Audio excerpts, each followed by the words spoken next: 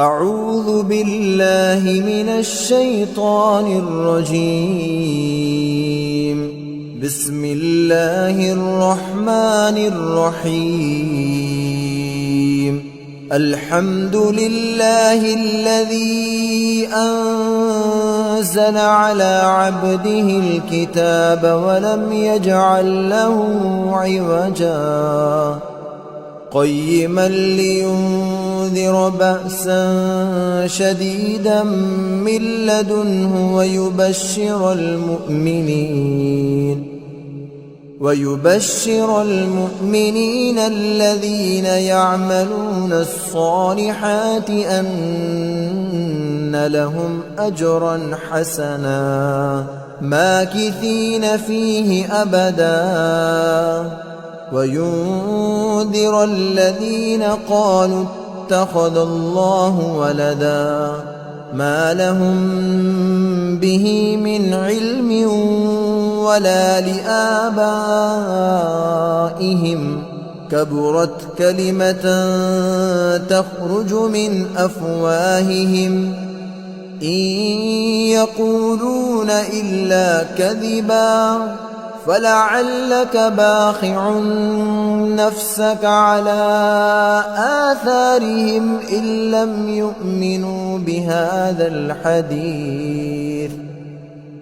لم يؤمنوا بهذا الحديث أسفا إنا جعلنا ما على الأرض زينة لها لنبلوهم أيهم أحسن عملا وإنا لجاعلون ما عليها صعيدا جرزا أم حسبت أن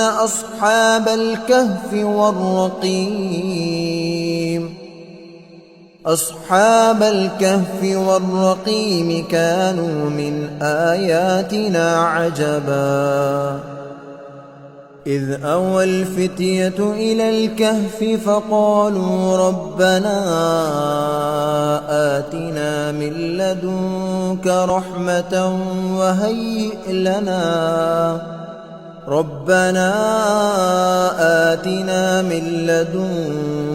رحمة وهيئ لنا من أمرنا رشدا فضربنا على آذانهم في الكهف سنين عددا ثم بعثناهم لنعلم أي الحزبين أحصى لما لبثوا أمدا نحن نقص عليك نبأهم بالحق إنهم فتية آمنوا بربهم وزدناهم هدى وربطنا على قلوبهم إذ قاموا فقالوا ربنا رب السماوات والأرض لن ندعو من دونه إلها لقد قلنا إذا شططا هؤلاء قوم اتخذوا من دونه آلهة لولا يأتون عليهم بسلطان بين فمن أظلم ممن افترى على الله كذبا وإذ اعتزلتموهم وما يعبدون إلا الله فأووا إلى الكهف ينشر لكم ربكم من رحمته ويهيئ لكم من أمركم مرفقا وترى الشمس إذا طلعت تزاور عن كهفهم ذات اليمين وإذا غربت تقرضهم ذات الشمال وهم في فجوة منه ذلك من آيات الله من يهد الله فهو المهتد ومن يضلل فلن تجد له وليا مرشدا وتحسبهم أيقاظا وهم رقود ونقلبهم ذات اليمين وذات الشمال وكلبهم باسط ذراعيه بالوصيد لو اطلعت عليهم لوليت منهم فرارا ولملئت منهم رعبا وكذلك بعثناهم ليتساءلوا بينهم قال قائل منهم كم لبثتم قالوا لبثنا يوما أو بعض يوم قالوا ربكم أعلم بما لبثتم فابعثوا أحدكم بورقكم هذه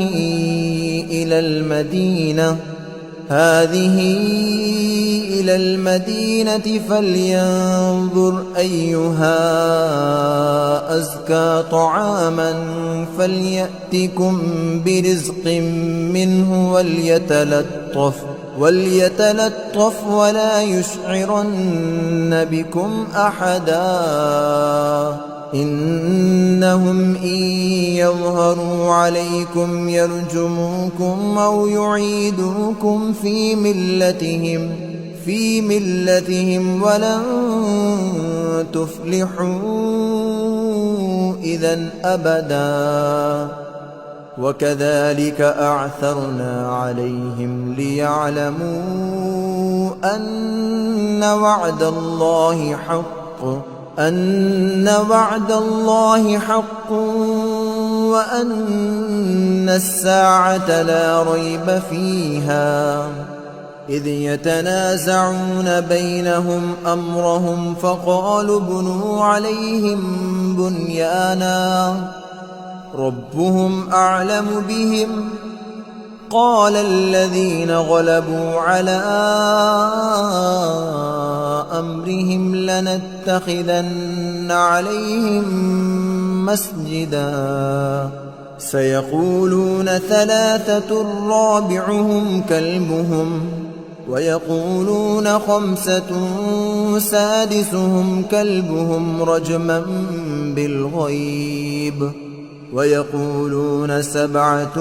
وثامنهم كلبهم قل ربي أعلم بعدتهم ما يعلمهم إلا قليل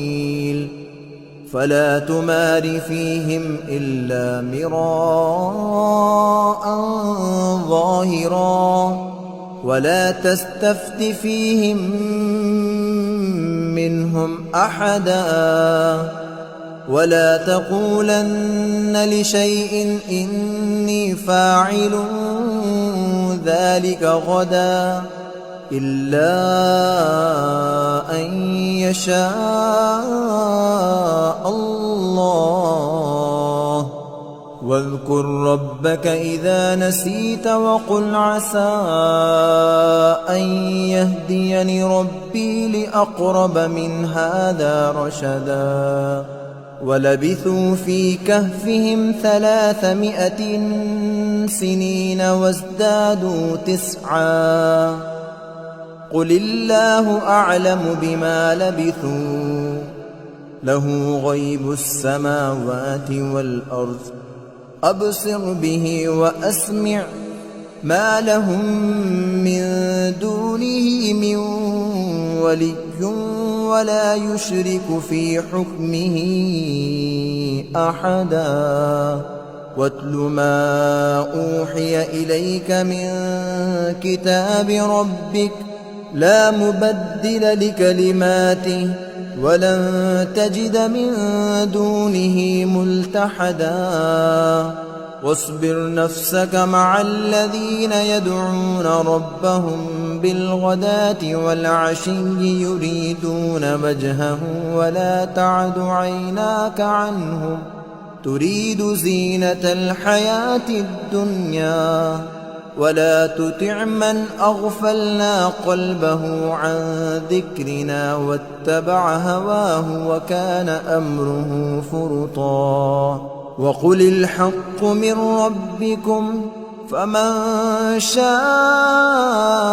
فليؤمن ومن شاء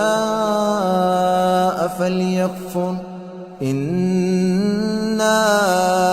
أعتدنا للظالمين نارا أحاط بهم سرادقها وإن يستغيثوا يغاثوا بماء كالمهل يشوي الوجوه بئس الشراب وساءت مرتفقا إن الذين آمنوا وعملوا الصالحات إنا لا نضيع أجر من أحسن عملا أولئك لهم جنات عدن تجري من تحتهم الأنهار يحلون فيها من أسابر من ذهب ويلبسون ثيابا خضرا من سندس واستبرق متكئين فيها على الأرائك نعم الثواب وحسنت مرتفقا واضرب لهم مثل الرجلين جعلنا لأحدهما جنتين من أعناب وحففناهما بنخل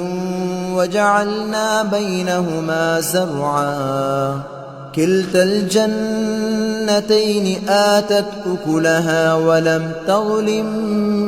منه شيئا وفجرنا خلالهما نهرا وكان له ثمر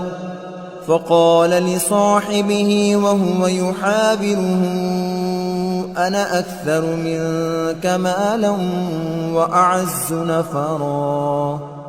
ودخل جنته وهو ظالم لنفسه قال ما أظن أن تبيد هذه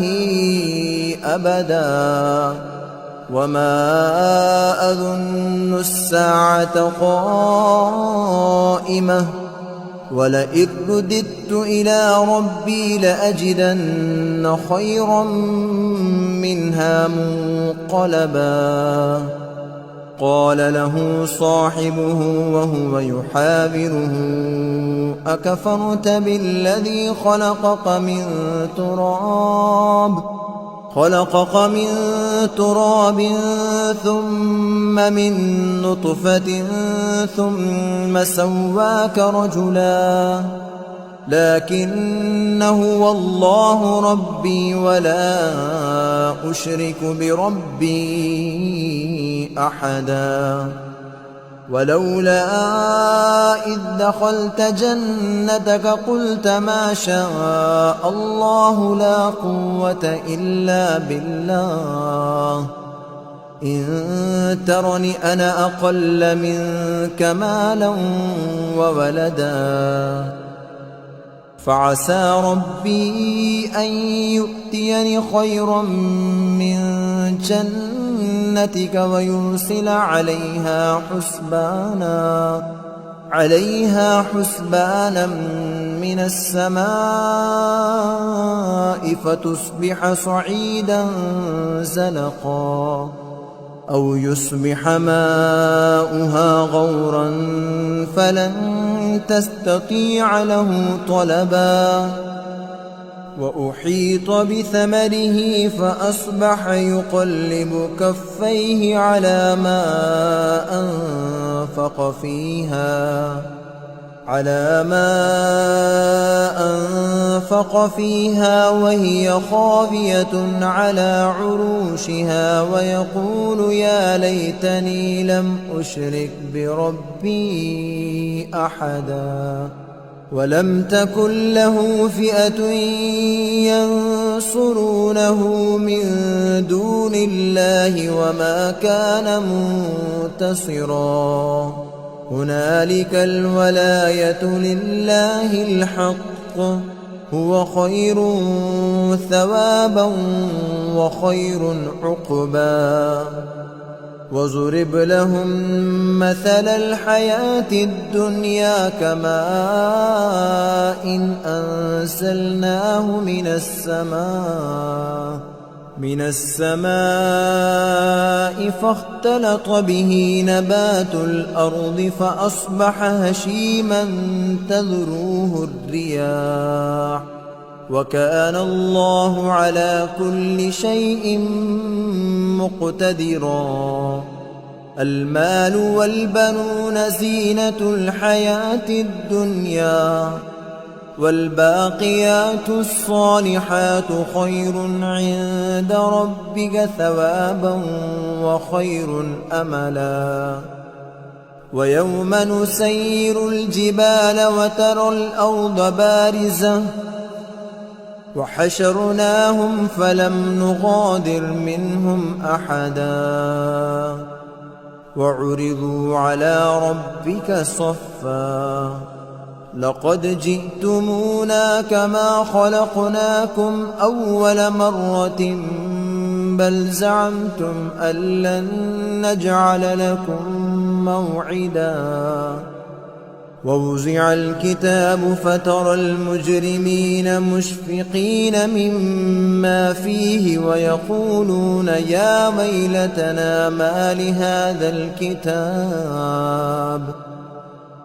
ويلتنا ما لهذا الكتاب لا يغادر صغيرة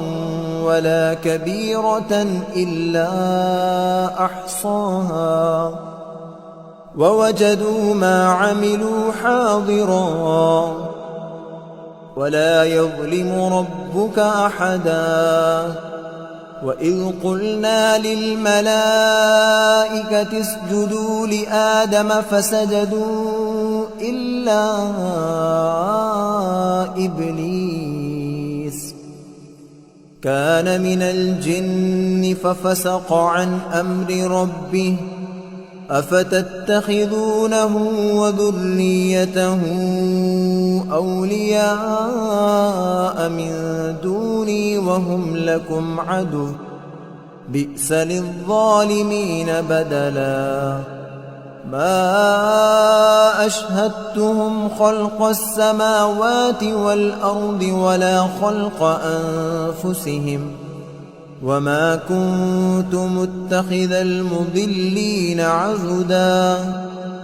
ويوم يقول نادوا شركائي الذين زعمتم فدعوهم فلم يستجيبوا لهم وجعلنا بينهم موبقا ورأى المجرمون النار فظنوا أنهم مواقعوها ولم يجدوا عنها مصرفا ولقد صرفنا في هذا القرآن للناس من كل مثل وكان الإنسان أكثر شيء جدلا وما منع الناس أن يؤمنوا إذ جاءهم الهدى ويستغفروا ربهم إلا أن تأتيهم سنة الأولين أو يأتيهم العذاب قبلا وما نرسل المرسلين إلا مبشرين ومنذرين ويجادل الذين كفروا بالباطل ليدحضوا به الحق واتخذوا آياتي واتخذوا آياتي وما أنذروا هزوا ومن أظلم ممن ذكر بآيات ربه فأعرض عنها ونسي ما قدمت يداه إنا جعلنا على قلوبهم أكنة أن يفقهوه وفي آذانهم وقرا وإن تدعهم إلى الهدى فلن يهتدوا إذن أبدا وربك الغفور ذو الرحمة لو يؤاخذهم بما كسبوا لعجل لهم العذاب بل لهم موعد لن يجدوا من دونه موئلا وتلك القرى أهلكناهم لما ظلموا وجعلنا لمهلكهم موعدا وإذ قال موسى لفتاه لا أبرح حتى أبلغ مجمع البحرين أو أمضي حقبا فلما بلغا مجمع بينهما نسيا حوتهما فاتخذ سبيله في البحر سربا فلما جاوزا قال لفتاه آتنا غداءنا لقد لقينا من سفرنا هذا نصبا قال أرأيت إذ أوينا إلى الصخرة فإني نسيت الحوت وما أنسانيه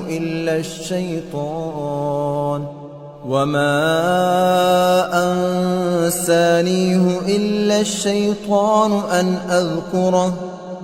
واتخذ سبيله في البحر عجبا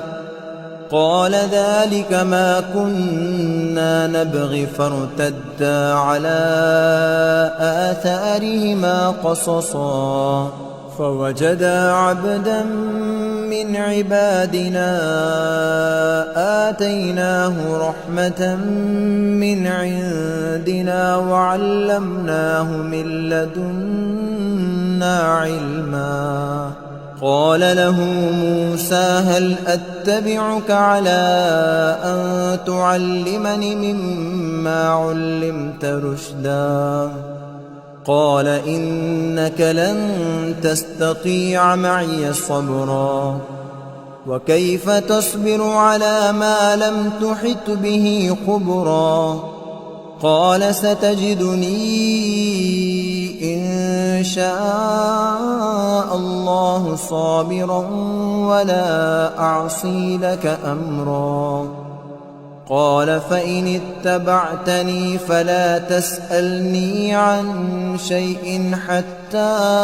أحدث لك منه ذكرا فانطلقا حتى إذا ركبا في السفينة خرقها قال أخرقتها لتغرق أهلها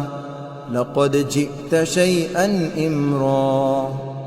قال ألم أقل إنك لن تستطيع معي صبرا قال لا تؤاخذني بما نسيت ولا ترهقني من أمري عسرا فانطلقا حتى إذا لقيا غلاما فقتله قال أقتلت نفسا زكية بغير نفس لقد جئت شيئا نكرا قال ألم أقل لك إنك لن تستطيع معي صبرا قال إن سألتك عن شيء بعدها فلا تصاحبني قد بلغت من لدني عذرا. فانطلقا حتى إذا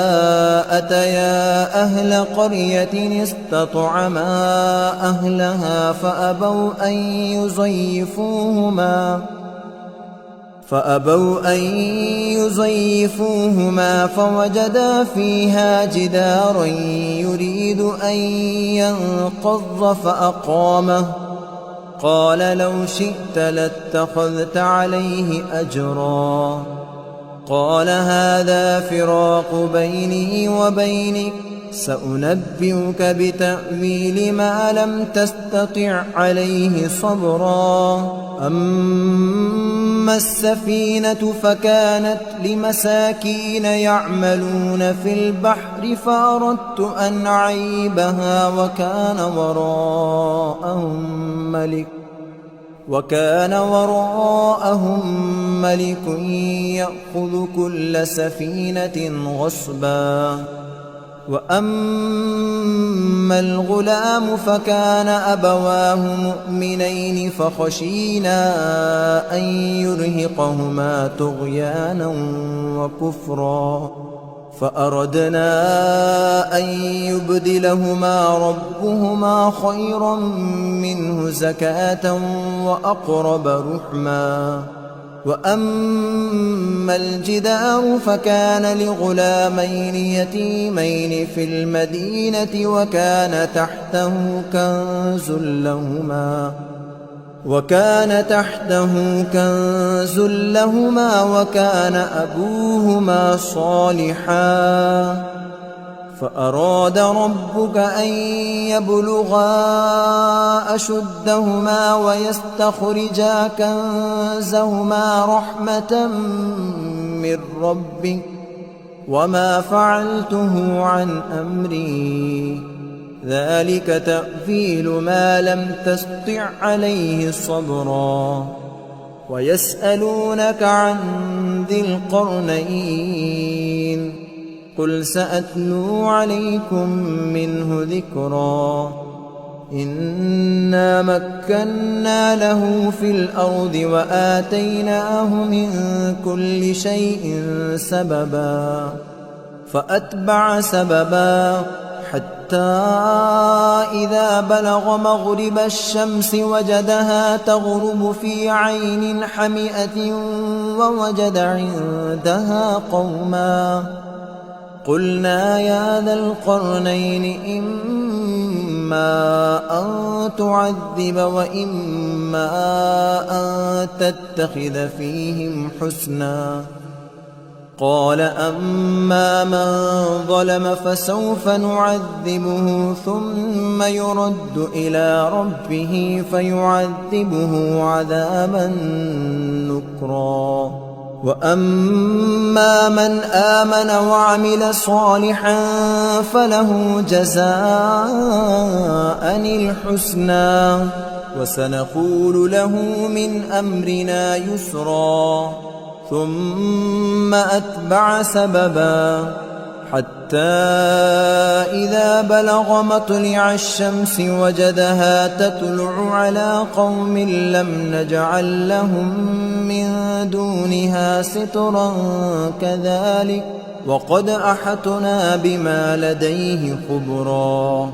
ثم أتبع سببا حتى إذا بلغ بين السدين وجد من دونهما قوما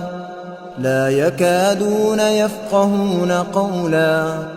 قالوا يا ذا القرنين إن يأجوج ومأجوج مفسدون في الأرض فهل نجعل لك خرجا على أن تجعل بيننا وبينهم سدا. قال ما مكني فيه ربي خير فأعينوني بقوة أجعل بينكم وبينهم ردما. آتوني زبر الحديد حتى إذا ساوى بين الصدفين قال انفخوا حتى إذا جعله نارا قال آتوني أفرغ عليه قطرا فما استطاعوا أن يظهروه وما استطاعوا له نقبا قال هذا رحمة من ربي فإذا جاء وعد ربي جعله دكا وكان وعد ربي حقا وتركنا بعضهم يومئذ يموج في بعض ونفخ في الصور فجمعناهم جمعا وعرضنا جهنم يومئذ للكافرين عرضا الذين كانت أعينهم في غطاء عن ذكري وكانوا لا يستطيعون سمعا أفحسب الذين كفروا أن يتخذوا عبادي من دوني أولياء إنا أعتدنا جهنم للكافرين نزلا قل هل ننبئكم بالأخسرين أعمالا الذين ضل سعيهم في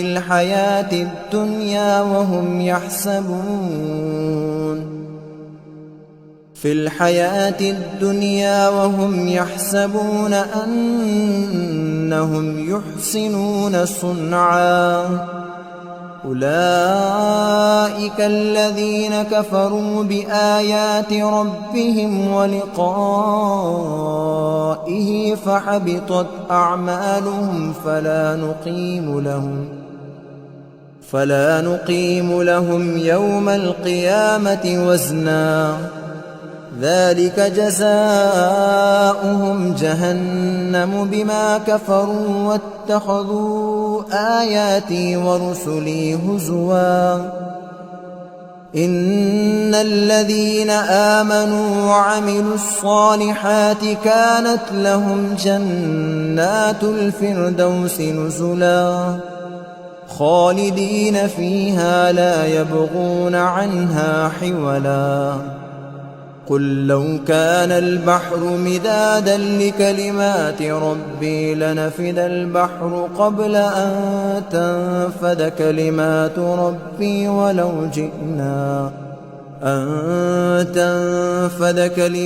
ربي ولو جئنا بمثله مددا قل إنما أنا بشر مثلكم يوحى إلي أنما إلهكم إله واحد فمن كان يرجو لقاء ربه فليعمل عملا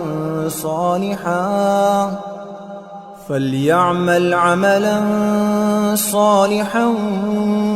ولا يشرك بعبادة ربه أحدا أعوذ بالله من الشيطان الرجيم بسم الله الرحمن الرحيم الحمد لله الذي أنزل على عبده الكتاب ولم يجعل له عوجا قيما لينذر بأسا شديدا من لدنه ويبشر المؤمنين الذين يعملون الصالحات أن لهم أجرا حسنا ماكثين فيه أبدا وينذر الذين قالوا اتخذ الله ولدا ما لهم به من علم ولا لآبائهم كبرت كلمة تخرج من أفواههم إن يقولون إلا كذبا فلعلك باخع نفسك على آثارهم إن لم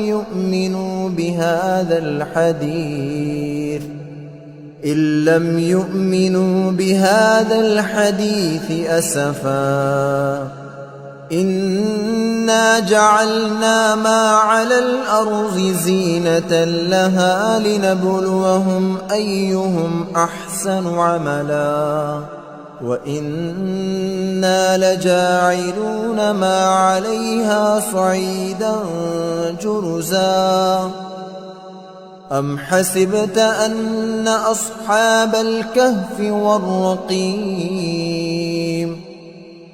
أصحاب الكهف والرقيم كانوا من آياتنا عجبا إذ أوى الفتية إلى الكهف فقالوا ربنا آتنا من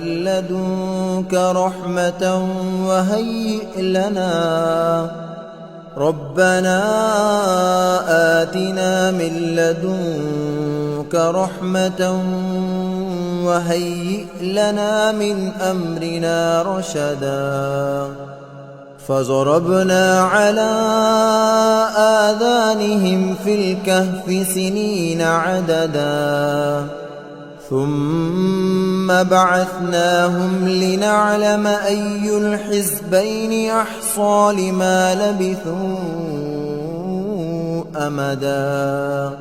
نحن نقص عليك نبأهم بالحق إنهم فتية آمنوا بربهم وزدناهم هدى وربطنا على قلوبهم إذ قاموا فقالوا ربنا رب السماوات والأرض لن ندعو من دونه إلها لقد قلنا إذا شططا هؤلاء قوم اتخذوا من دونه آلهة لولا يأتون عليهم بسلطان بين فمن أظلم ممن افترى على الله كذبا وإذ اعتزلتموهم وما يعبدون إلا الله فأووا إلى الكهف ينشر لكم ربكم من رحمته ويهيئ لكم من أمركم مرفقا وترى الشمس إذا طلعت تزاور عن كهفهم ذات اليمين وإذا غربت تقرضهم ذات الشمال وهم في فجوة منه ذلك من آيات الله من يهد الله فهو المهتد ومن يضلل فلن تجد له وليا مرشدا وتحسبهم أيقاظا وهم رقود ونقلبهم ذات اليمين وذات الشمال وكلبهم باسط ذراعيه بالوصيد لو اطلعت عليهم لوليت منهم فرارا ولملئت منهم رعبا وكذلك بعثناهم ليتساءلوا بينهم قال قائل منهم كم لبثتم قالوا لبثنا يوما أو بعض يوم قالوا ربكم أعلم بما لبثتم فابعثوا أحدكم بورقكم هذه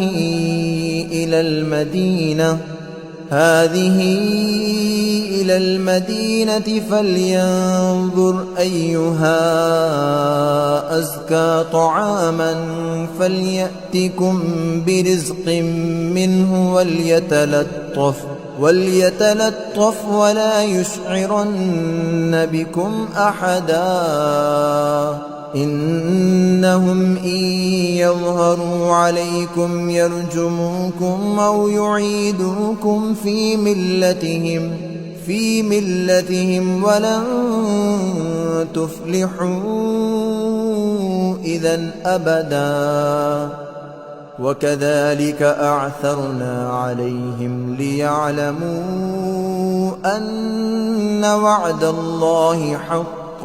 أن وعد الله حق وأن الساعة لا ريب فيها إذ يتنازعون بينهم أمرهم فقالوا ابنوا عليهم بنيانا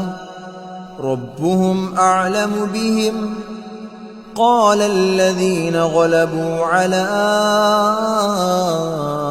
أمرهم لنتخذن عليهم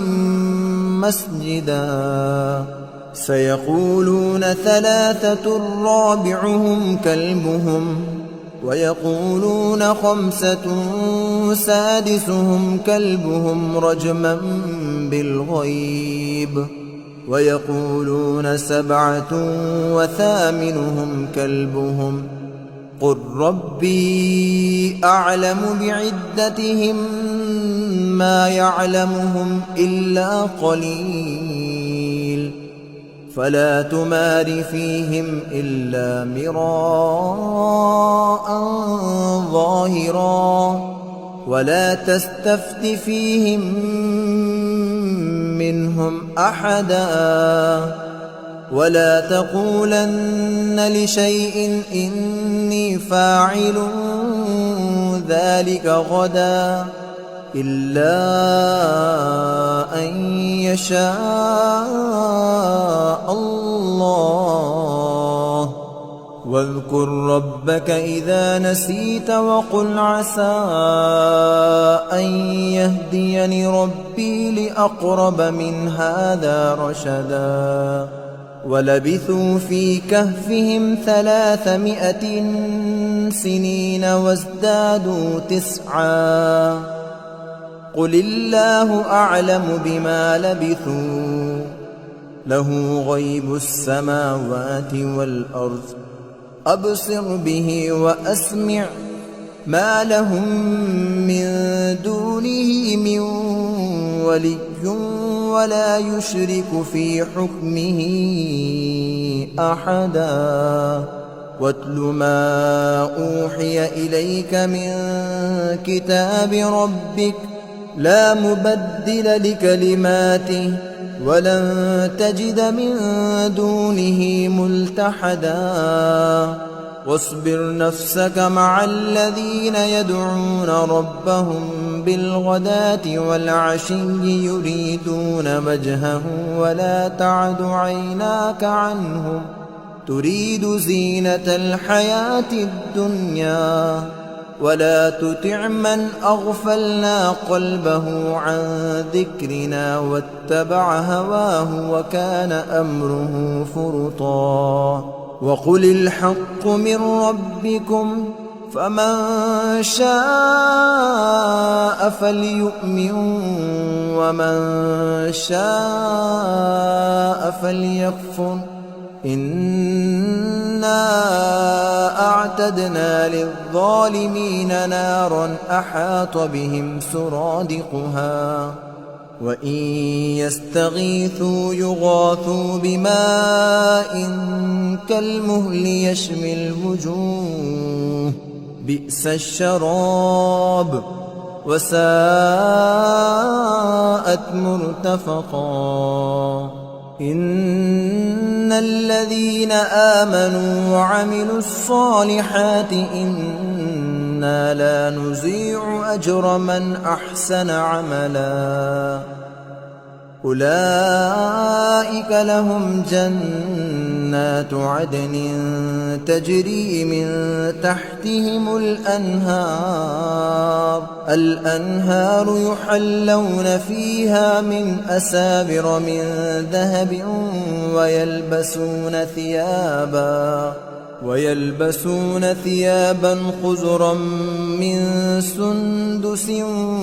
واستبرق متكئين فيها على الأرائك نعم الثواب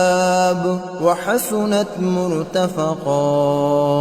واضرب لهم مثل الرجلين جعلنا لأحدهما جنتين من أعناب وحففناهما بنخل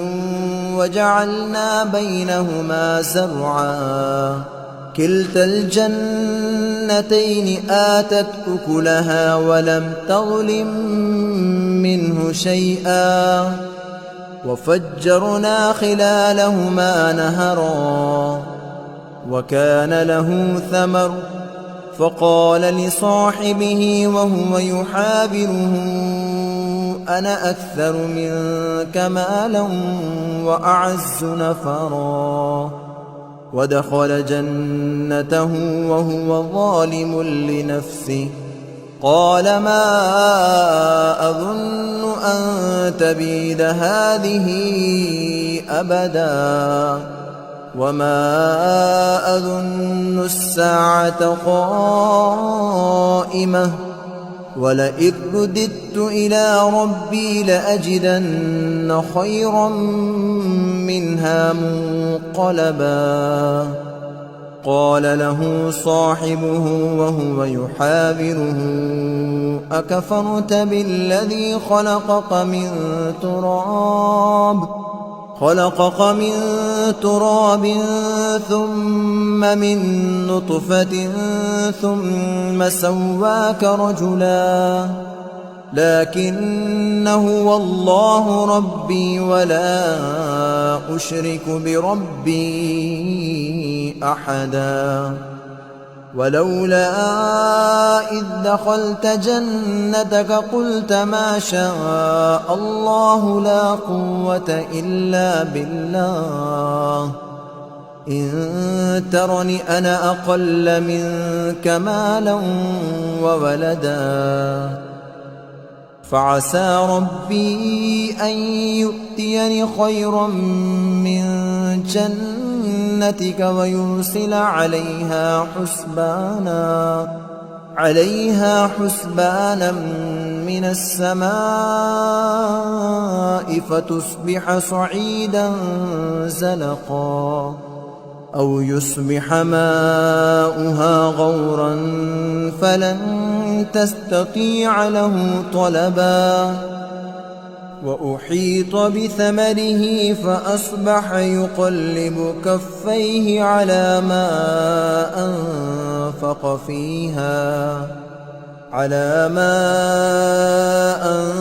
أنفق فيها وهي خاوية على عروشها ويقول يا ليتني لم أشرك بربي أحدا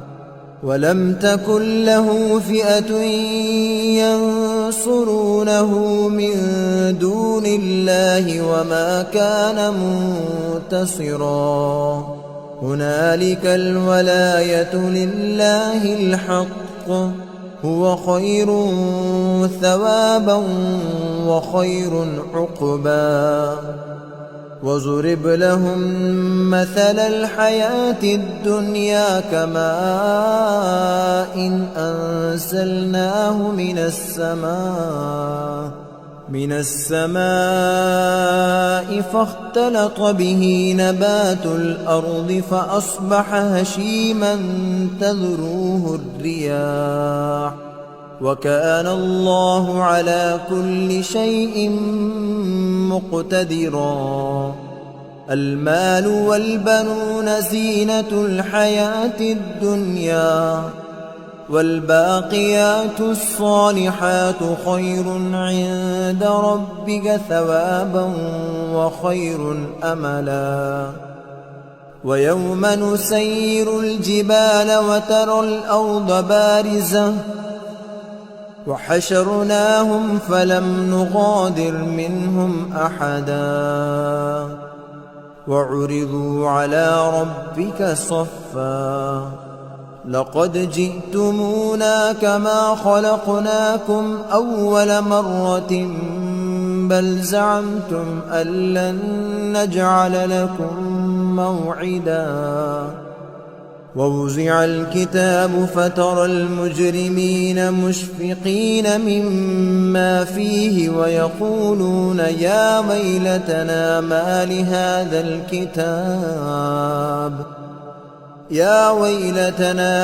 لهذا الكتاب لا يغادر صغيرة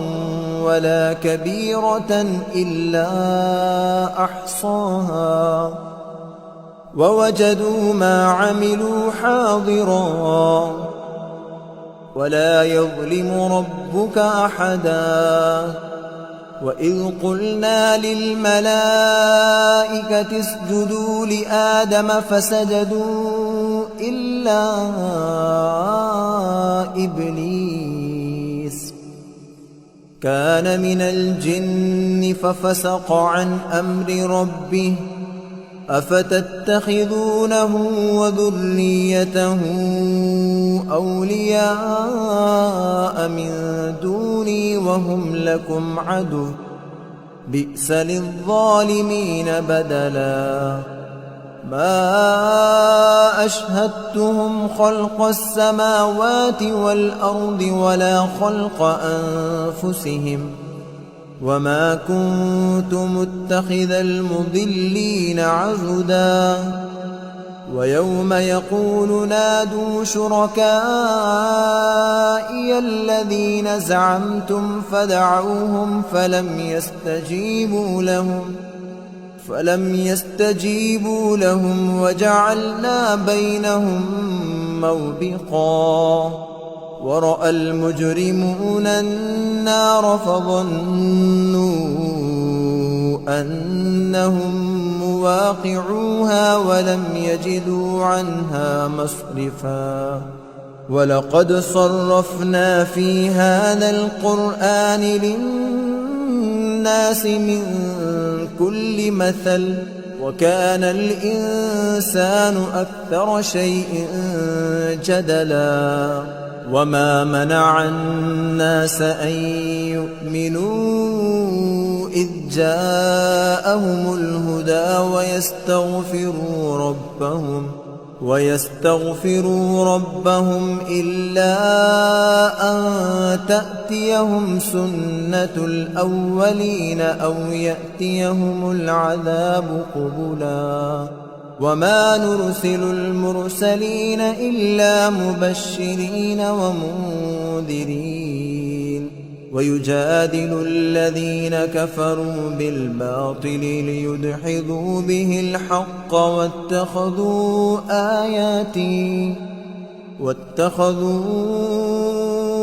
آياتي وما أنذروا هزوا. ومن أظلم ممن ذكر بآيات ربه فأعرض عنها ونسي ما قدمت يداه إنا جعلنا على قلوبهم أكنة أن يفقهوه وفي آذانهم وقرا وإن تدعهم إلى الهدى فلن يهتدوا إذن أبدا. وربك الغفور ذو الرحمة لو يؤاخذهم بما كسبوا لعجل لهم العذاب بل لهم موعد لن يجدوا من دونه موئلا. وتلك القرى أهلكناهم لما لما ظلموا وجعلنا لمهلكهم موعدا وإذ قال موسى لفتاه لا أبرح حتى أبلغ مجمع البحرين أو أمضي حقبا فلما بلغا مجمع بينهما نسيا حوتهما فاتخذ سبيله في البحر سربا فلما جاوزا قال لفتاه آتنا غداءنا لقد لقينا من سفرنا هذا نصبا قال أرأيت إذ أوينا إلى الصخرة فإني نسيت الحوت وما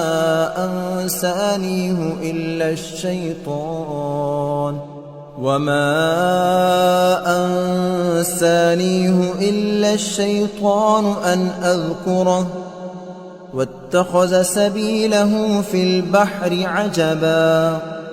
قال ذلك ما كنا نبغي فارتدا على آثارهما قصصا فوجدا عبدا من عبادنا آتيناه رحمة من عندنا وعلمناه من لدنا علما قال له موسى هل أتبعك على أن تعلمني مما علمت رشدا قال إنك لن تستطيع معي صبرا وكيف تصبر على ما لم تحط به خبرا قال ستجدني إن شاء الله صابرا ولا أعصي لك أمرا قال فإن اتبعتني فلا تسألني عن شيء حتى أحدث لك منه ذكرا فانطلقا حتى إذا ركبا في السفينة خرقها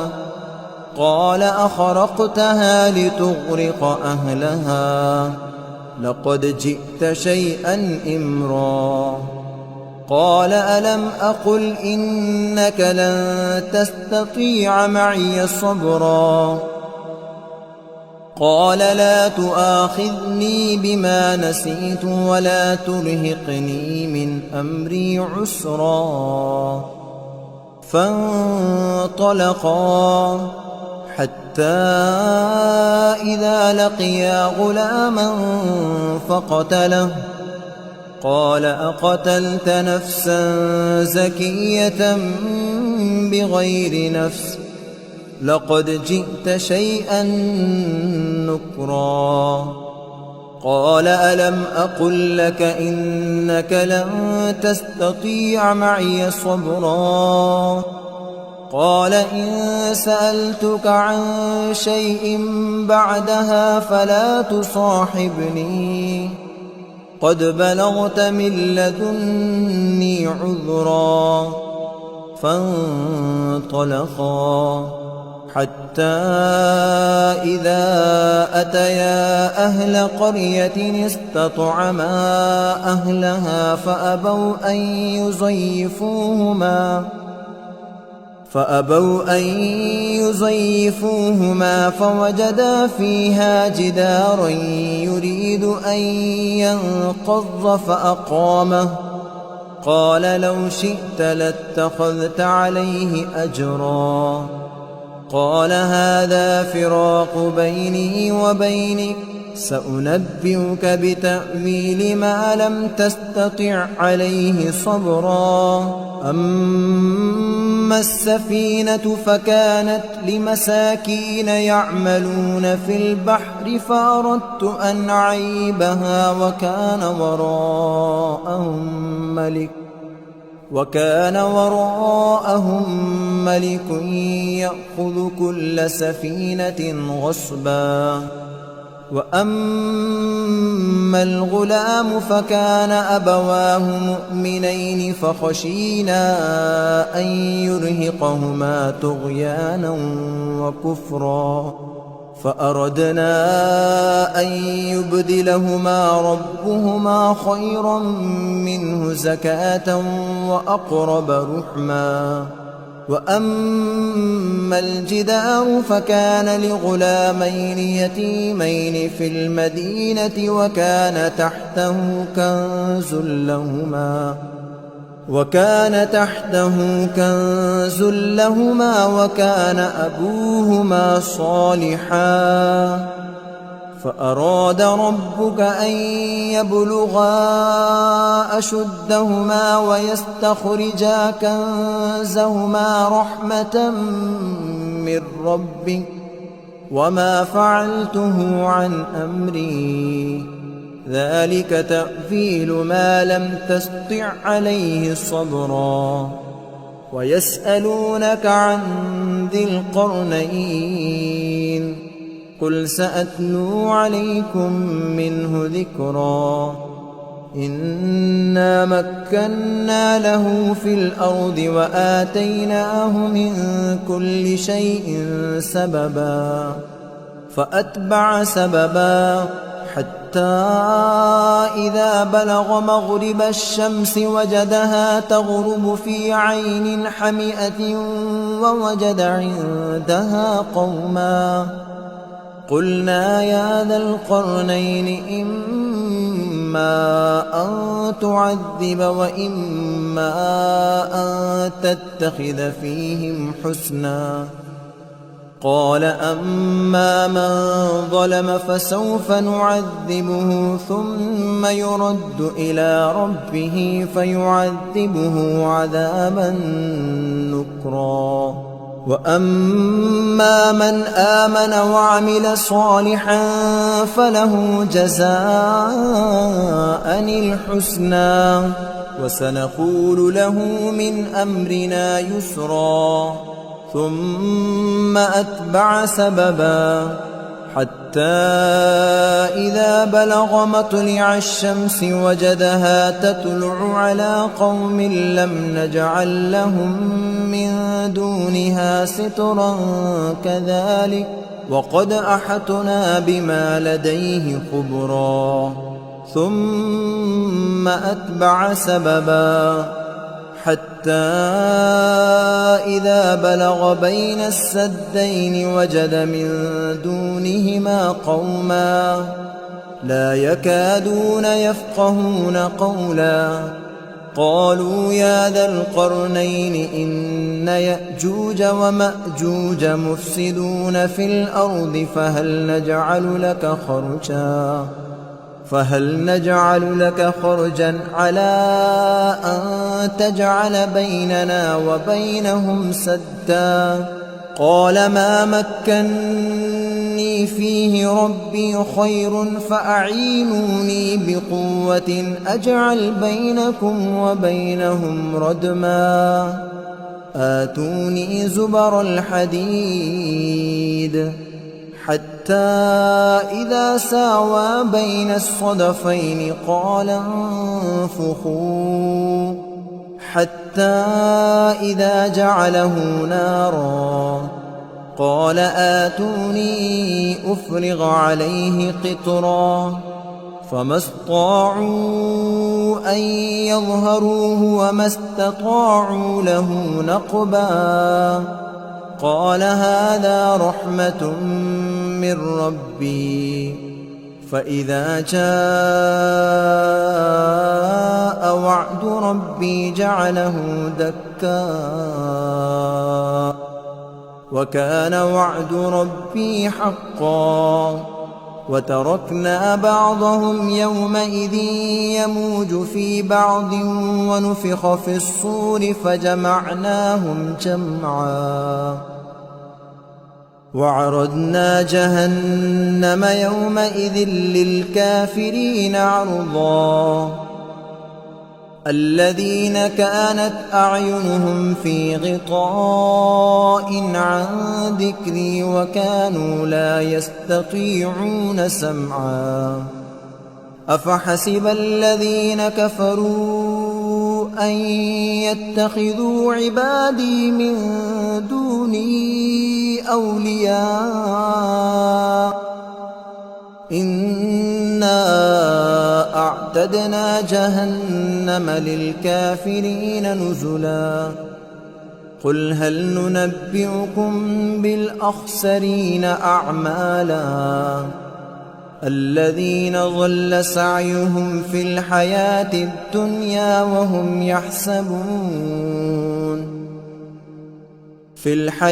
الدنيا وهم يحسبون أنهم يحسنون صنعا أولئك الذين كفروا بآيات ربهم ولقائه فحبطت أعمالهم فلا نقيم لهم يوم القيامة وزنا ذلك جزاؤهم جهنم بما كفروا واتخذوا آياتي ورسلي هزوا إن الذين آمنوا وعملوا الصالحات كانت لهم جنات الفردوس نزلا خالدين فيها لا يبغون عنها حولا قل لو كان البحر مدادا لكلمات ربي لنفد البحر قبل أن تنفد كلمات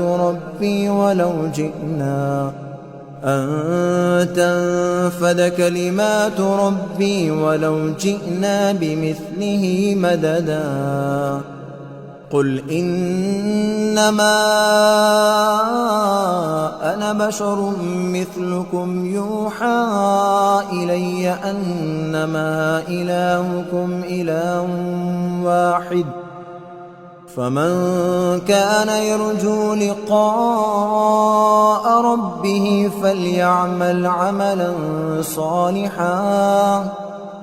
فليعمل عملا صالحا